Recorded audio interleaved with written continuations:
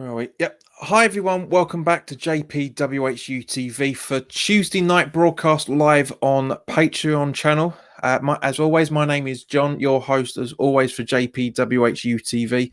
This will be going live on YouTube at 8 o'clock. Well, not live. It will be available on YouTube at 8 o'clock on Wednesday night. And we've got our second Patreon in pretty much as many weeks, actually. Wally World from American Hammers. Wally, how you doing, mate? I'm doing pretty well, considering, Good. Glad to hear it. Although I have to say, I haven't told you this yet, but I did have an accident the other day. I literally fell on my sofa, and I managed to bruise my ribs pretty bad. Might even like cracked a rib or something. So what were you doing? This is embarrassing, but I was lying on my sofa and went to prop myself up with my elbow. My elbow slipped off the arm, and the arm has a sharp corner, and I fell right into it, onto my ribs. Oh, so not good, mate. That does sound painful, to be honest with you. Were you inebriated or were you completely sober?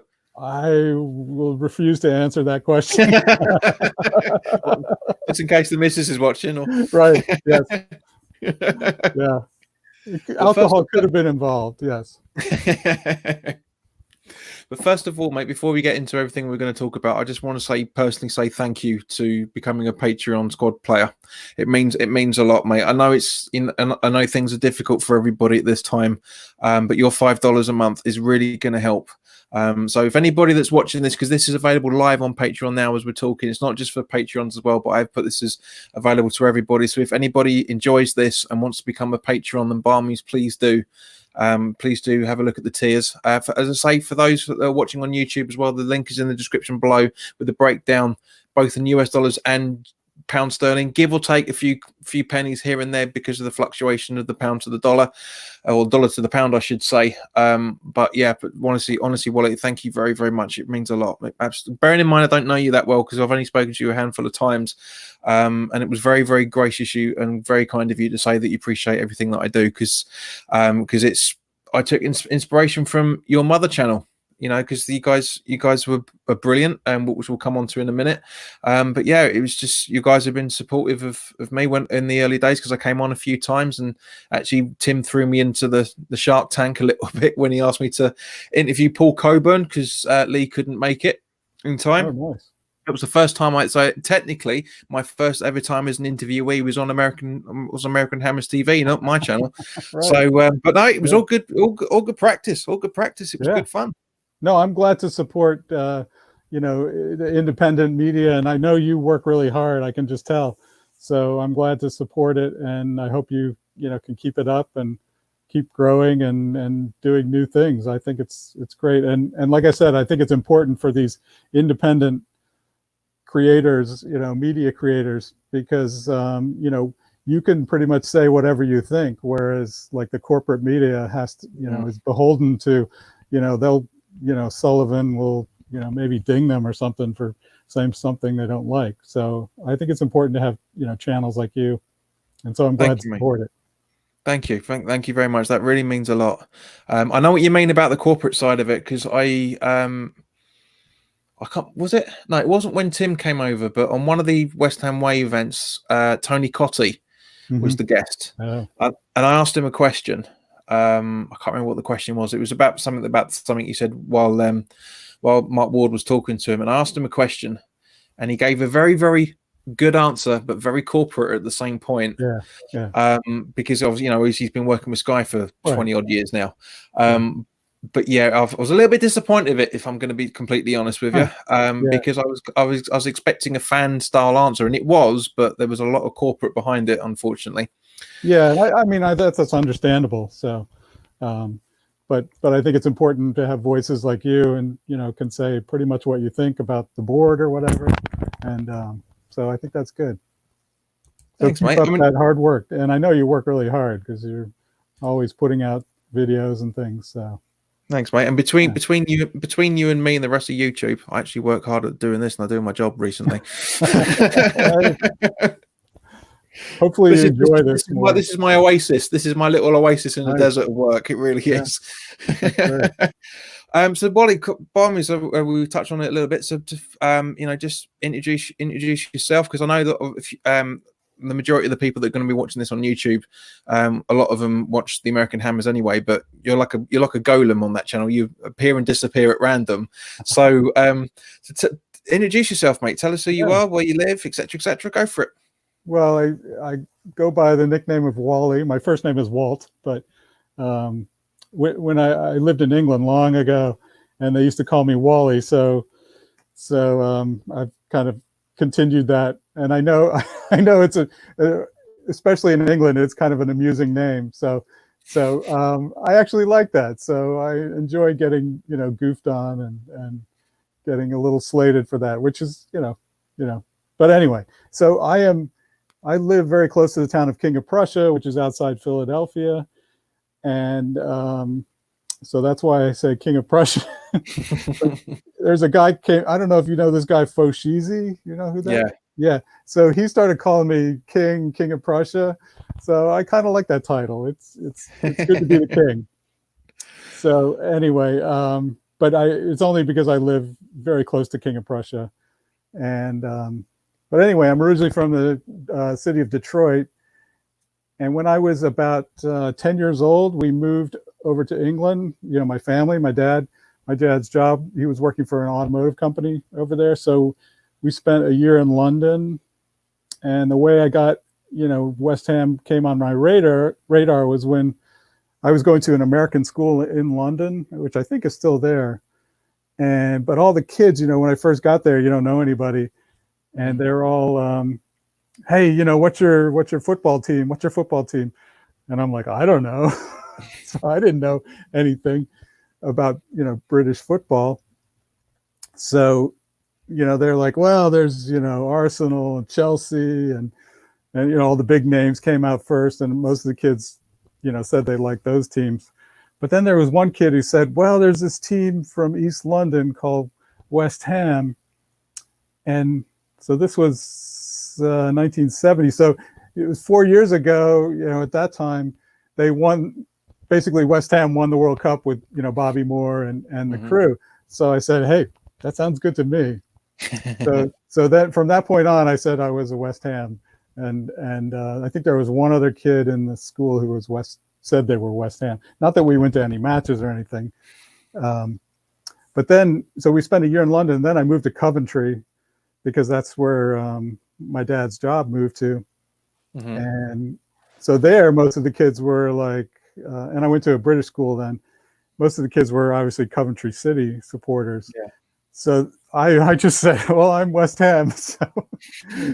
So true to my name, Wally, they would give me, a lot of grief for being West Ham. And they would sing the Bubbles song to me, except they would change the words, I can imagine. Yeah.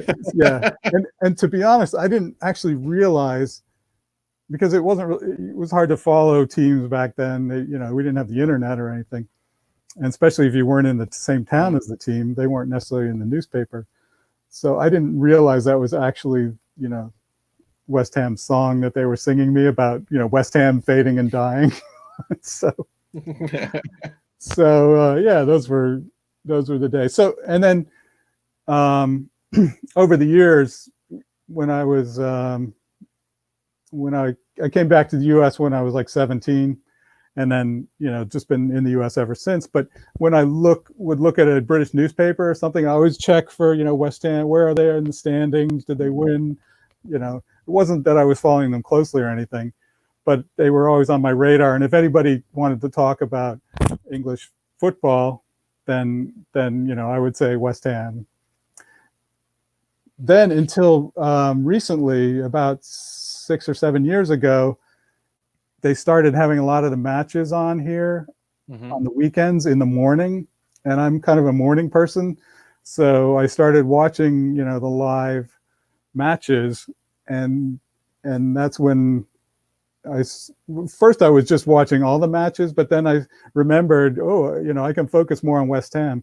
So I started following them more closely. I, went on the KUMB website and would follow the. I don't know if you've ever seen their match thread, live match thread, which are hilarious because it's always like, this sucks, they're awful, I can't believe it. And then they'll score. Oh, Antonio, he's a wonderful, just watching. And then we could watch them live, and then I got the Premier League pass, so I could, over here we can watch every match live. Mate, don't even get me started on that. Let's continue, because it's irritating to say the least. But yeah, that's a thing of beauty. So I've been watching West Ham religiously from that point.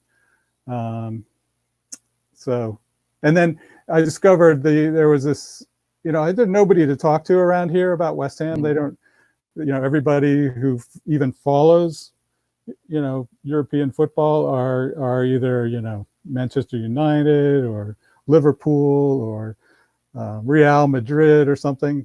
So when I would say I'm West Ham, it'd be like, what is that? So, but then I discovered those guys, Tony and Brawley, do this, it used to be called the American West Ham podcast. So I discovered that, and it was like, oh wow, there's actually some other West Ham fans around. And then I discovered the American Hammers, network, basically, Tim and Lee, and then I could interact with them in the chat room and things, and I got to know them, and they invited me on the show, and so now I feel like I'm in West Ham community now, and I can actually talk to people who know what I'm talking about. So that's been my evolution as a fan. Cool. Well, I mean, one of the questions I was going to ask you, and your T-shirt pretty much answers it at the same point. Is there a group of Philly fans that you watch games with? Well, now there was a group in Philadelphia that went to a different bar, but it kind of petered out, and I never actually went there because I honestly didn't know anybody, so it's a little intimidating to go to, go downtown to a bar in the morning on a Saturday. And but then through the American Hammers network, they found a guy who was going to this bar called Stowe's, which is in downtown Philadelphia. And he was trying to publicize that, and so I heard about it through him. His name's Mark, and so I've been going down to Stowe's, which is a lot of fun. You've probably seen Katie, who's called Miss West Ham Philly. Yeah, she's there. I've met her. I met John, who runs the American Hammers TV show, the Friday Night Like show that I sort of help on behind. Literally, I keep the score on that show, so it's fun. But John runs that, and I've met him. So we have a lot of fun down at Stowe's. They have they open up for us, especially because they're not open at that point, and they have whenever West Ham scores, they give us what they call hammer shots. So we get free hammer shots. I dread to think. Go on, explain what those are. I dread to think, but go on. Well, the recipe is kind of secret, but they're claret colored shots, and I think they're mostly like raspberry vodka, and grenadine. I think Alyssa, the bartender, always finds red type drinks. I think Dr. Pepper's in there too. So yeah, it's good fun. So we get a shot of that every time we score. So of course we hope the scores. You've been pretty sober recently, then, yeah. Well, right, yeah, true, yes. But yeah, it's good fun going down there. I would have never anticipated. I mean, that's one thing I can't wait to do when all this mentalness is all over with, is just get down the pub, and just watch a game, or just something for that matter. Just have that level of social interaction back, because obviously we were talking off air about it, how things are in stateside. I mean, you guys are a little bit more laxed with the rules than in certain things than we are. But how you been finding it the last 5-6 weeks? Well, I mean, not just because there hasn't been any football, but just in general. Well, besides falling on my sofa, it's been okay. My wife and I, and actually my daughter now lives with us. She moved in back over the summer. So, we pretty much keep to the house. We're allowed to go out and exercise, and we have actually around our housing development, we have a trail. Mm-hmm. And honestly, that trail has never seen more activity now that everybody's stuck at home and they all go out on the trail. But we're allowed to, we can go to the grocery store, the drugstore, and we can go, I don't know of anybody who's been, detained or anything for being out. But all the, most of the non-essential businesses are shut up, which is, closed. So it's a little bit weird, and yeah. So what are the things that you're doing to get through the strange times? I mean, for example, what sort of music have you been listening to recently to pass away the vast hours that we've all got for things now? I don't really listen to music, to be honest, and now I did watch the Tiger King show on Netflix, All right. which was a complete.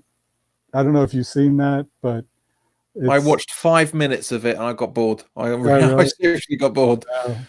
Yeah, I thought I would be bored, but actually, it's so interesting. Once you sort of see how they develop the characters, and it's all based on true events, I think. So that became like the thing to watch during quarantine here. So I did do that. But mostly I've just been reading a lot and stuff like that, and watching YouTube shows that like you and Cool. and American Hammers and stuff. So what books have you been reading? Well, I don't know if you ever heard the Master and Commander series. There's 20 books. So, and I've read it before, but whenever I just want to like escape or whatever, I just start reading those, and that can keep. I think I'm on about book 8, I think. Wow. So as long as yeah, as long as we open back up by book 20, I should be. I mean, that was the good thing, because the Master and Commander, that movie that Thingy Bob did, Russell Crowe. Yeah, that was supposed to be the first of a. I'm surprised I think it was meant to be like a trilogy, but they were meant to do quite a few of them. It wasn't too bad a film, actually. I quite enjoyed it, but a lot of people didn't, and that's why nothing really came of it, unfortunately. Yeah, it's a shame. I mean, they had an actual replica ship they built, and they were using that to film on, and so I think they sunk a lot of money into that. So I was surprised they didn't do more movies, because it was decent. It didn't really reflect any of the books, but the characters were the same. The plot was kind of grabbed from several different books. So, anyway. I mean, that's what happens when you make a book into a movie, and maybe that's why a lot of people didn't really like it all that much. For example, the Lord of the Rings stories. Massive chunks were left out of that. Right. Lines were given to different characters, relevant to what was being told, but lines were told and all that sort of stuff. And like for example, for example, the siege on Helm's Deep was supposed to be going on at the same time as Frodo's running away from that giant spider and all that sort of stuff. Right. And it's which you can't do in one movie, because just stupid amount of jump cuts between the two. But Master and Commander, good choice, mate. I read quite a few of them when I was a kid, which is why I really enjoyed the film. But you're right, you got some good storytelling coming, man. It's good. Yeah, it'll keep me out of trouble for a while. So. We're doing a lot of drinking too while we can. But but I was saying to you off air that I live in the state of Pennsylvania, which has probably the most restrictive drinking laws of any place, because it was founded by a bunch of Puritans. So our liquor stores are closed here still. So our supplies are getting a little low. Put it mildly. I can well imagine, mate. I can well imagine. And to be honest, the funny thing, I don't know if you saw this, stateside. I don't know if you've been keeping up with the news with the UK just in general, I mean, look, because all we're hearing about, all we're hearing from is coming out of the States is what bloody Donald Trump's been talking about, and he entertains me, that man. But I swear, I honestly think that he just doesn't. He's a bit like George Bush Jr. Just like the George Bush Jr. 2.0. This is the fact that the brain's there, but it's not always on when he's on camera. Well, I mean, he's been doing these press conferences every day, which is extraordinary. No president would ever normally think to do this. But they're, like 2 hours long or whatever. So, and he's just, he's a performer. So he's up there just talking. And so he says, he says some crazy things sometimes. And the media here just will take that, snippet and run with it and just, slate him. So, of course. Yeah. So it's it's an interesting phenomenon here in the U.S. with our president. So, but the funny thing is that since the beginning of March, it was reported the other week. So basically, pretty much for the first 3 weeks of March, or the lockdown, it was one of the two. The alcohol sales went up by 34%, and retail dropped by 33%.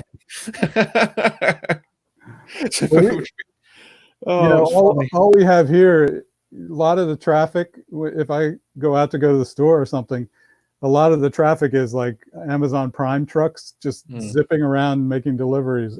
There's just tons of them. So it's definitely changed a lot, or other delivery people. So, and other than that, it's not much going on. Yeah. So, but to go back to the, in the States, each state, has their own, the federal government doesn't necessarily dictate what goes on for the whole country. So each state, has different rules. So, and the closer you are to New York, the more, more sort of locked down you are. Whereas, out in Wyoming or something where there's just tons of space and very few people, they operate a little differently, which I think is, makes sense. So. Absolutely, because you can't have a rule for a city that's in the same way for a village. It's not going to make any. You're right, it won't make any sense. I mean, if you noticed that any change to the atmosphere or the sky over the last month to 5 weeks? To the sky? Yeah, I know it's a random question, but I'll tell you why I'm asking it in a minute. Well, we were, we out of our back window, we can we look over at this park called Valley Forge Park, and it's a national historic park, and it's got a mountain there, and my wife has been saying lately that she can see the mountain a lot better, like as if there's maybe less pollution or something. Not that we have a pollution problem here, but the air may be just clearer, and so yeah. What do you see? Yeah, I mean, from our point of view, because we've got a field out in the background, not literally straight after the garden, but a quarter of a mile away, sort of thing. But the skies look a lot bluer.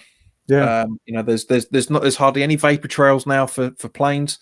And then the one, because even though our rules here are actually very similar to yours, that we are still allowed to go out for exercise no more than an hour.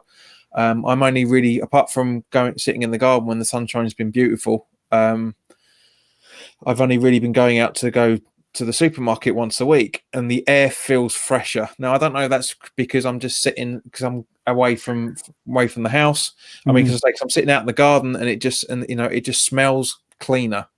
It's a very, very odd feeling, but at the same point, it reminds me of how it was when I was a kid. In the early, the mid 80s, where there was, you hardly saw any cars, and it was just and just the way it just feels like being a kid, because there's hardly anybody on the streets in comparison to how life normally is, and there's hardly any cars on the streets in comparison to normal, and it does feel a bit life on Marsy sort of.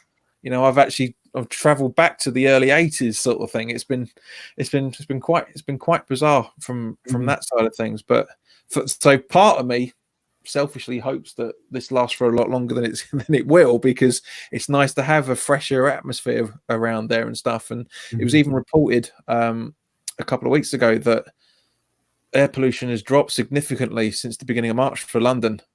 This is back to levels that they haven't seen since I think it's the 90s. I think it was.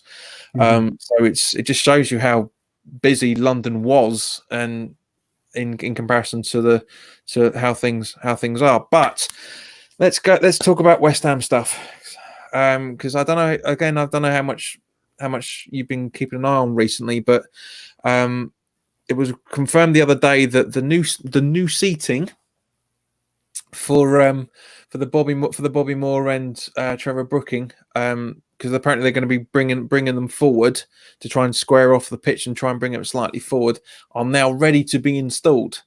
So that'll be quite interesting. Wally, have you ever been able to get over to the UK at all?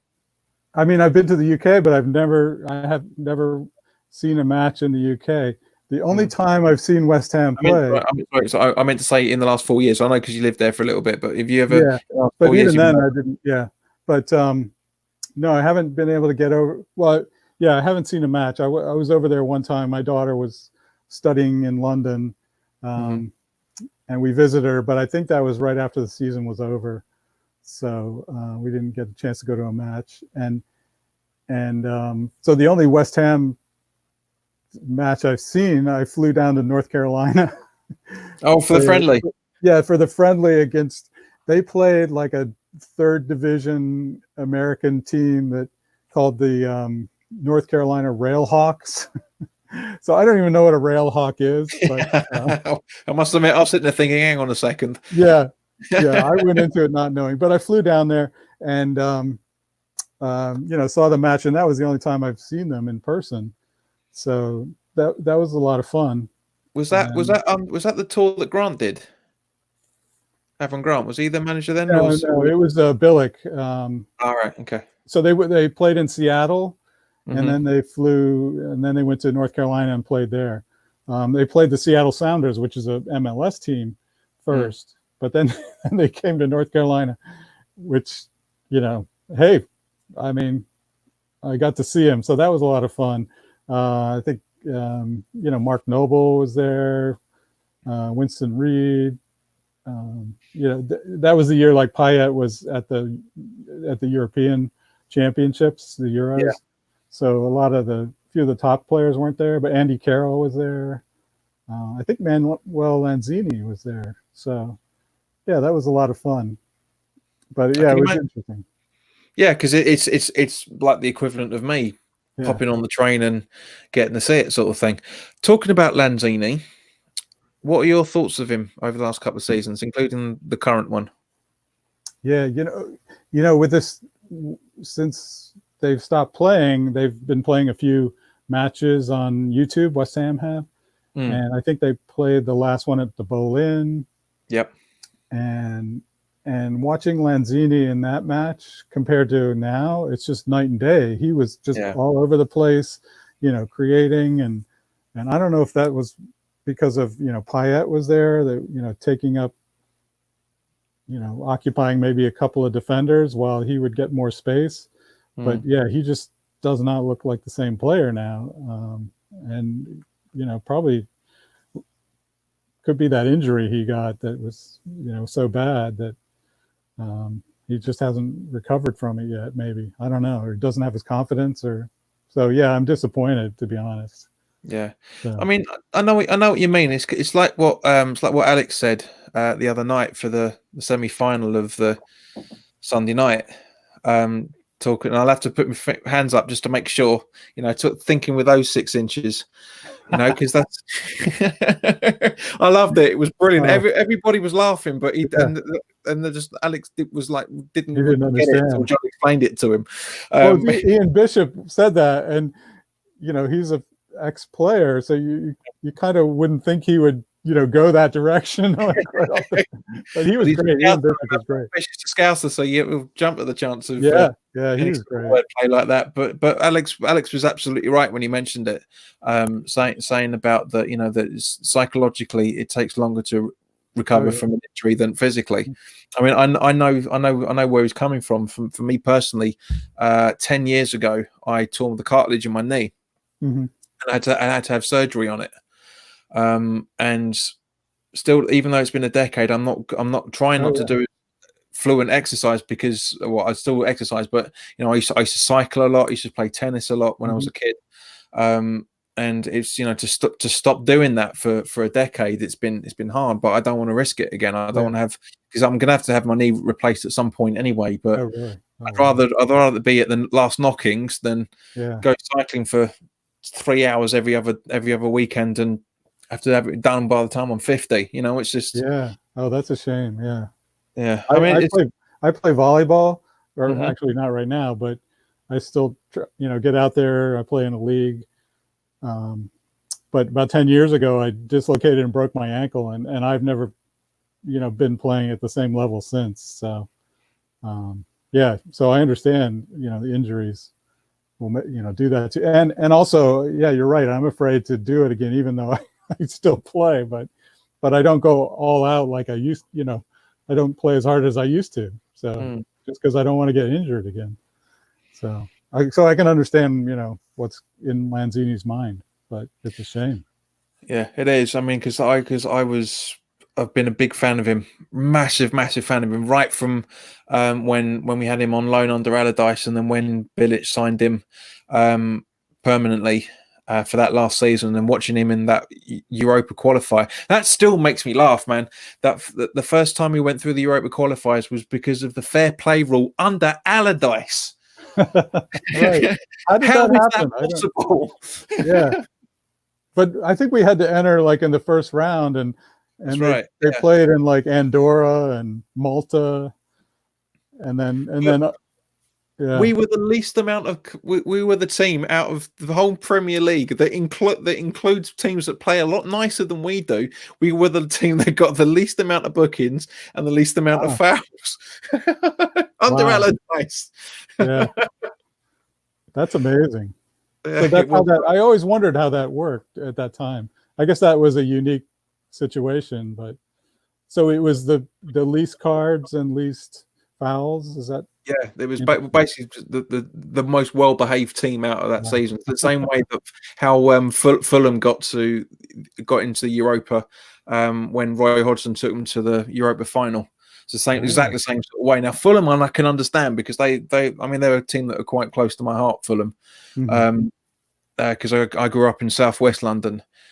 So I was close to, grew up very close to what is now AFC Wimbledon. It would have been the Crazy Gang Wimbledon in those days.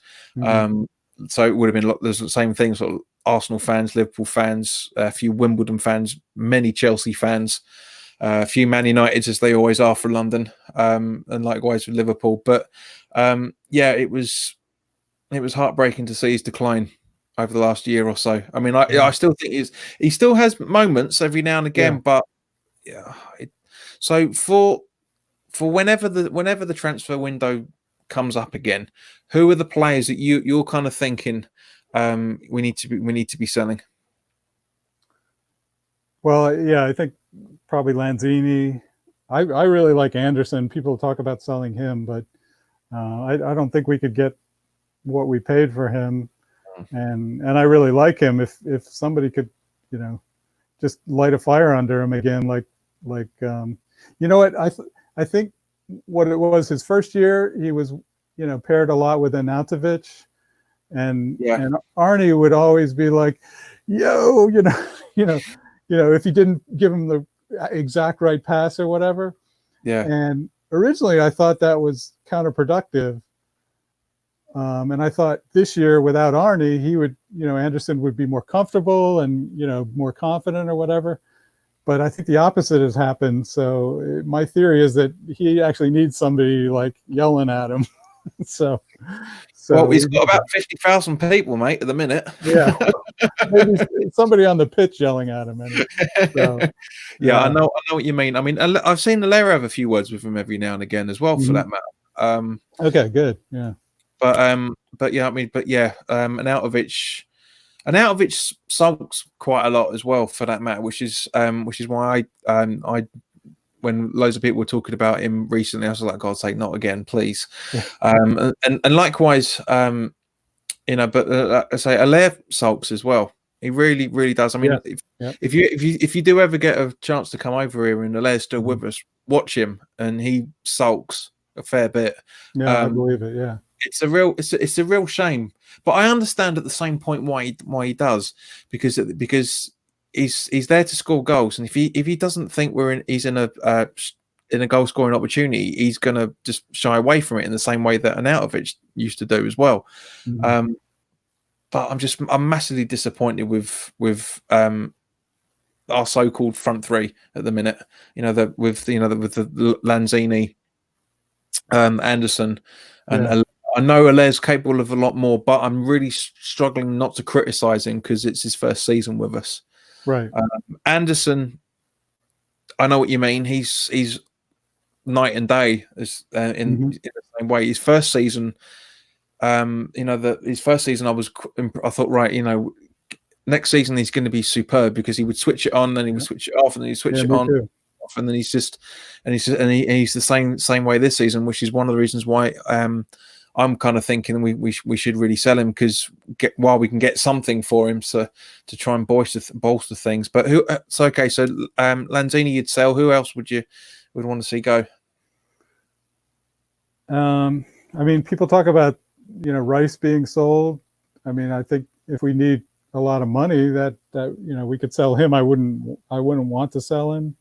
Um, yeah, I don't know. Could we get any money out of Yarmolenko? We could. It's he might be somebody to sell.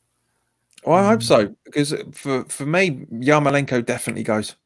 Okay. 100% goes, just purely because he's turning into a Wilshere and an Andy Yeah. Carroll. Yeah. We'll see him 5 or 6 times a season. Yeah. It was the same. It was apparently there was the same problem with his former club as well when he was over in Dortmund or wherever it was. That they were saying that his injury record's a worry. Yeah. And we've had him for 2 seasons, and we've seen 12 games maximum, I reckon, out of him. Wow. Yeah. Well, that might be a bit harsh, but it's definitely less than 20. It's definitely Yeah. less than 20 over 2 seasons. Hmm. I mean, this pandemic aside, Right. I mean, even for the 29 games that we've had so far, don't think we've actually seen him. I think we had like 1 or 2. Yeah, he started at the beginning, and then we haven't seen him. I thought they were going to sell him at the January transfer. To be honest, I thought they were saving him for that, but I guess he was actually really injured. So it's a shame. Yeah. So, any other players that spring to mind to sell? Yeah, I can't. Well, I don't know if we get anything for Sanchez, but. Well, he's leaving on a free this summer anyway. Roberto, I guess, would, but we got no chance. We got no chance. He's done nothing since he went on loan to Alvarez. He's literally not played a match. Yeah, that's how bad he is. No, I mean no disrespect to the Spanish leagues and that, but that's how bad he is. Yeah. I don't know of anybody else we can get good value for. Oh, maybe Masuaku. We could maybe get a little something for him. But yeah, so I guess the question is, do we, cash in on Rice now or wait a bit? Because I'm sure he'll want to go to a bigger club eventually. So, I don't know. I mean, if we can't do anything in the next couple of seasons, but I've, as I said with the live stream I did before we talk now, Rice has no monetary value for the club. There's just not a figure large enough for us to sell him, as far as I'm concerned, because because I don't want us to be in that club, go back to the old days of selling our best players. I don't want that at all. I mean, the whole point of being at any football club, not just West Ham, but is to build on the decent ones you've got, not sell them off and try and farm a few other little kids to come in their place. I mean, I understand the reasons why. I'm really hope that these are just purely rumors. That we're that cash scrapped that we've got to sell one of, if not our best player for the last couple of seasons. I'll be very, very disappointed if that comes out and it says, like, for example, if X comes out saying he is now available for selling for 80 or 90 million. But if we put a price on for 80 to 90 million, I can't see anybody being able to pay it, which is why the value is that high. Yeah. Interesting. Yeah. Yeah. Well, so I thought with the move to the stadium, the new stadium, I mean, being over here in America, that sounded like a good move at the time. And I sort of bought into the the story that, next level and all that. It made sense from what little I knew. But now that it's happened and what's resulted, I'm sort of almost content to just, not try to be the next level club and be like a Crystal Palace or something that just, stays in, that's Goes back to our old days. Yeah, yeah, exactly. Unfortunately, that's, at least I think with the current owners, that's probably the best we're going to get, unfortunately, even though I'm sure they want to get better. But I think the way they run the team, I mean, when I heard that, when they got rid of Pellegrini and his crew, and then they were left with like no scouts, Pellegrini took all the scouting information. I'm just floored by that. That to me, I guess I'm used to seeing like American football teams that are so, they have so much staff and analytics and coaches, and even when they fire a head coach here, and maybe a few of his guys will go with him, but they still have the whole, scouting backroom, in place. They have all the information. So I was astounded when I heard that, and that kind of made me just think, well, I guess they're just, the way they run it is kind of, like a lower tier club. So I guess that's what we are, That's one way of putting it. Yeah. Yeah. There's an AC/DC song that comes to mind when I think about how the background stuff have done is dirty deeds done dirt cheap. That's exactly what it is. Yeah. Because they're trying to run a multi-million-pound company. Yeah. As much as I hate to say it, football clubs are companies now. Yeah. They're trying to run a multi-million-pound company.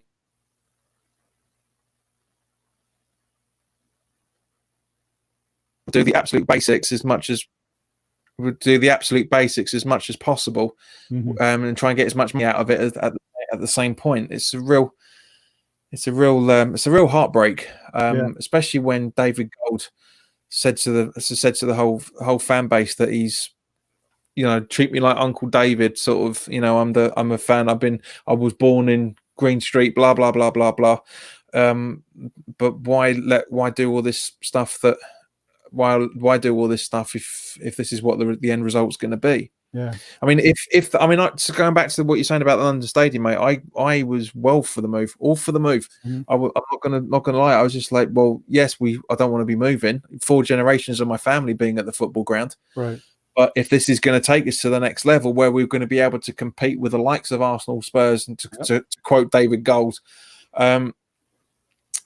however, if the Iron Men film was released before we moved to the stadium, not one bugger would have voted to leave the ground at all. So there's one sentence in it that I was very surprised that they actually kept in, where David Sullivan is talking to him and say, well, the move to the London Stadium only gets us £4 to £5 million extra revenue. Yeah, enough to buy an average player. And that's it. That's all they should have sold us. Just that, right, if this is going to happen, this is what we should have stayed where we were. Right. I missed the bowling so badly. I mean, there's not a moment the day goes by which I don't not miss it. It's like with there's only 2 things that I think about on a regular basis is the fact that I still miss my our dearly departed dad, and I miss the bowling on equal grounds. Wow. It's because let's say it's 4. My great granddad and my granddad and my uncles and me and my cousins went to the games there, and it's just the capitalist society is just like pulled it all away. So like memories mean nothing, sentiment means nothing. Just how much money can we make out of it? Yeah. It's a real shame. Yeah, But that's I've heard that from a lot of people, obviously, and but so being over here and not having actually gone to the stadium, mm, I can only comment what I feel. And so I don't want to speak for that. I can understand that feeling though. So I mean, for somebody who's predominantly watched the last 4 games of the season on the telly, does the claret carpet make any difference? oh yes, absolutely. It really that was one good move that was made. And especially Antonio's goal celebration in that Yeah, game for that yeah. matter. That was brilliant. I love him for that. I do like the claret carpet. It really sets off the Yeah, the green and the claret. Yes, I like it, that. good because I mean, it does make it feel a little bit more like home. I mean, it's not, unfortunately, it never will be in its current Yeah, guise. But yeah, I'm glad you said that, mate, because we were like that was how bad things were at West Ham at that right. point. It was the biggest talking point was getting the claret carpet. Yeah, yeah. That's so West Ham, But just But going back to capitalist decisions, UEFA have given all their association members a month to outline what they're going to be doing for their leagues. And I'm really glad that France have said, well, fuck you to it, because they've said, no, we're not going to be having any football until September. I really, out of all of the nations, France was like the last set of people that I would have expected them to do it. But again, they've used absolute massively amount of common sense. Gone, sorry, no, we don't know when football's going to resume. Therefore, we're not going to risk it. So, what's your opinion on things, mate? Do you want the season to be just stopped, or do you want it to be cancelled, or do you think we should be playing behind closed doors to resume the games? What's your opinion? well, selfishly, I would like to have matches again to be able to watch. We had the NFL draft here last week, and so many people were just, oh, this is great. It's something sports related to watch, even though it wasn't even a match. So selfishly, I would like, if they would play behind closed doors, that would be great for me. It'd give me something to watch. But honestly, I think they should just void the season, and that would be the best thing. And then just because whatever they do now is going to be half-assed and potentially maybe not safe or whatever, and so just let it go and restart in September, I think. I mean, is that what the French league did? They just kind of canceled. Yeah, okay. I said, we're not doing any more until September, Right. which I'm all for. I really am all for. As I say, we've had 3/4 of the season now. Yeah. Not much is really going to change, but having said that, it would be it's a no-win situation from whatever point of view you look at it. Because if you void the season, then that means that West Brom and Leeds have made all that effort. Leeds have made all that effort for the second season in a row to get up to the Premier League, and that's been just chalked off. The guys in the Championship, as well, for that matter, that just says, well, sorry, no, you've got nothing to play for the season. And likewise, I feel sorry for the teams that are sitting in the relegation zone again throughout all the leagues as well, not just the Premier League, but the Championship, League One, League Two, etc. I mean, they won't have a chance to fight their way out of it. Mm-hmm. I mean, even if we were sitting at 19th, I'd still be saying exactly the same thing. And likewise, it's bad for Liverpool fans. It's great for London supporters, but it's bad for Liverpool and the Liverpool fans and the club that they came so close to winning the title last season, and they've all but done it. And to have that taken away from them, but at the same point, do you run the risk of, like you're saying, having games behind closed doors when even in September we still could be social distancing, which means that the stadiums aren't going to be open. Yeah. Or It means out of a 60,000 capacity stadium, apparently it gets filled almost every week, which is complete bullshit. There's no way it's Oh, really? 59,760 Okay. every season. No way, no Okay. way. So with that, including social distancing, does that mean it's going to bring it down to what, 20,000 people? And you can't be more than 3 or 4 seats away from each other in Yeah. either direction. Not a good idea.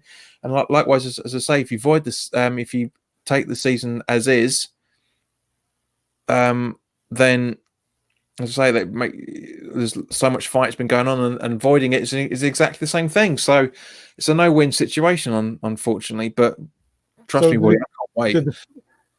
did the French league, not did they not have, promotion relegation then?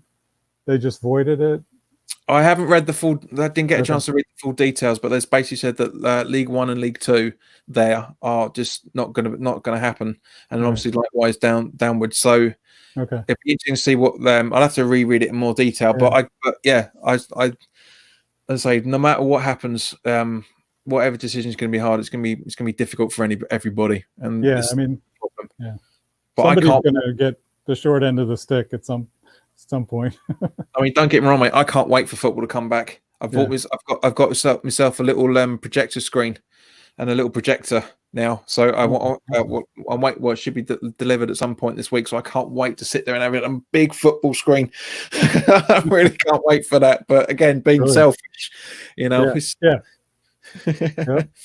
So for you, Wally, who's been your standout hammer so far for this season? For this season, I'd have to say Ogbonna. I think he's really been immense this season in defense. And last season it was more Balbuena and Diop, but boy, this season he's really come back to what he was, when he first joined us. So I would have to give it to him, I think. What about you? Who are you? Now, Ogbonna is my hammer of the season. 100%. No question, absolutely no question, for the exact same reasons. There have been times where I've criticised him this season.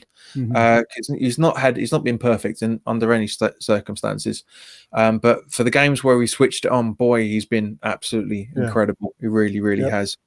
My standout player, however, now I know he's only played 3 or 4 games, but it's Jeremy Ngakia. That boy. Absolutely impressed with him. Really, I mean, I was very fortunate to, when I was doing the live watch along for the Liverpool away, which is his debut game, and then obviously he made his debut at Liverpool at home, and then was playing for a couple of games after that.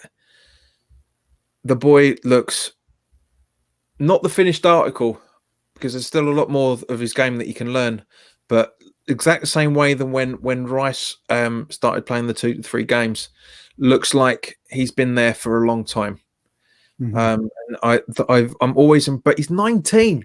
Ngaki was 19, and it's just like, and he was able to keep most of the Liverpool side quiet, especially for the home game.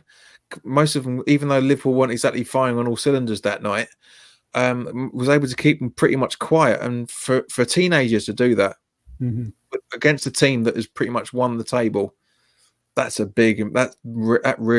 really impressed me. But yeah, Ogbonna, hammer of the season, absolutely no question. I think Ngakia has done well. He did play well. I'm a Ryan Fredericks fan, so one of the few, I think. So I like to see Fredericks in there because of his speed and but I know that's not a popular opinion. So well, it's your opinion, mate. Doesn't mean you're wrong with it. I mean, I know what you mean. That when we got Fredericks in on the free summer before last, I really liked him. I thought we got a good potential here, because I was very fortunate to watch the Fulham Aston Villa playoff final. Oh, great! A few weeks before the season before, right? And when Snodgrass was there, and I was very impressed with him. Very impressed with Fredericks. and I kept an eye on him when because Fulham's been a team very close to my heart for. Don't tell my uncle this, but longer than West Ham, because he hates the fact that I said to him I was almost a Fulham fan, almost supporter before I came West Ham. He hates it. But Pete, if you're watching this, sorry, mate, but I kept a good close eye on him, and I think there was a lot of potential there. The problem is because he's so quick, he's injury prone. Okay, and that's the problem. He's not as. I don't think his defensive mind is as bad as everybody's been making out. Right. But he's a risk because of his low center of gravity, and therefore he picks up hamstrings injuries very, very easily. Okay. But I know why. I mean, I love to watch him, flying up the right side, and going past the winger, and he may not make the best cross, but it's so cool to see his speed. And then also when he'll come flying back at the last minute and make a diving tackle maybe he's out of position defensively to have to do that, but I find that very exciting. So I know he's given up a penalty or two doing that, but he's also made some great tackles. So. Mate, West Ham player hasn't, especially Balbuena in his first season. Golden Bennett, that especially when we were at home to City, we lost it like, was it 5-0? Oh, that was on telly as well, for that matter. I hate going to West Ham on a midweek game when it's on telly, because you just know, doesn't matter who's going to be on the opposition, you just know what's going to happen. Especially when it's Liverpool and Man City, which is like, oh Christ, how many is it going to be? Especially like, for example, as I say, when we played Liverpool, all of my mates that were at the game were only there just to talk to everybody else. Oh, really? Because we were looking forward to it that little. I was sitting in the pub with a mate of mine before the game. I was sitting there going, right, I don't really don't want to be here, but I'm here because I want to see we've got everybody. And that's what everybody's attitude was until about 20-25 minutes. Thought, actually, no, we're doing all right. Well, I'm happy to be here now. I know, we played those good games. Yeah. Anyway. But Wally, it's been an absolute pleasure to talk to you, mate. And I say thank you very, very much for your time. I know you've not exactly got a huge amount to do on a Tuesday afternoon, but thank you very much for your time anyway. Yeah, my pleasure. And it's been an absolute pleasure to talk to you, because I know that as I've been trying to get the time to get you on right from a good couple of months, and then obviously you sealed the deal by becoming a Patreon. So thank you very, very much, mate. I must say, I appreciate it. So, guys, for those that are watching on YouTube, thank you very much. If you like the video and you feel I deserve it, then by all means, please do hit the subscribe button. Go over to the American Hammers TV. Go check those guys out as well. They need some absolute as much, like me to a degree, they need as much support as possible, because they got very, very good content coming out. Which, by the way, actually, Wally, we said beforehand, but we haven't done it yet. Start plugging. What's the new formats coming out? Well, actually, on Sunday we have the final of our Friday. I mean, it's Friday Night Likes on a Sunday, but it's the final, and we have Charlie Walsh from Hammers Chat is one finalist, and the other one is the local to me, Katie, Miss West Ham Philly. So, and there's been a lot of trash talking going on between those two, because Katie's view of Jordan Hugel is not what Charlie would like. So that should be a fiery match on Sunday, which would be, let's see, 8:30 UK time. And then I think tomorrow night we have a new game show starting called Hammer Shots, named after our local Stowe's Bar's Hammer Shots, and it's a game show with Adam of the he is from the West Ham Is Why We Drink podcast. So he's going to be hosting that tomorrow, so it'll be for the first time, so that'll be interesting. Okay, so what time's that? I think it's probably, well, it's like 8 or 9 o'clock here, which would be what, 1 or 2 in your time. Well, because you've got 5 hours behind us, so about 1 o'clock morning. So for those that are watching this on YouTube, because this will be going up on Wednesday night, yes, it will be tomorrow, because it will be very, very early Thursday morning. Right. There you go. Perfect time. Yes. But yeah, I don't know if Charlie knows this, but apparently there's talk that the West Ham board want Hugo to be bought by QPR when the transfer window comes out. So that'll be very, very. I'll be looking forward to. I'll be watching the replay on Monday, mate, when that when that drops, because I'll be yeah. I'm really could be some tears from Charlie there. Oh boy. Oh God, yeah, Oh, they wow. will. Yeah, and he's but you're absolutely right. They've been doing some WWE smack talk between the two of them, so it's gonna be quite funny to see who's gonna have who's gonna put their money where their mouth is for that. But mate, thank you very, very much for your time, my mate. pleasure. I really do Thanks for appreciate having it. me on. Thanks for You're all the welcome. hard work you do. You know, I enjoy the content. Well, Wally, you and everybody else watching, look after yourselves. Stay at home as much as you can. Drink as much as possible, as long as it doesn't affect your kidneys or your ribs. And we'll see you guys very, very soon. So you take care and all the best. Bye.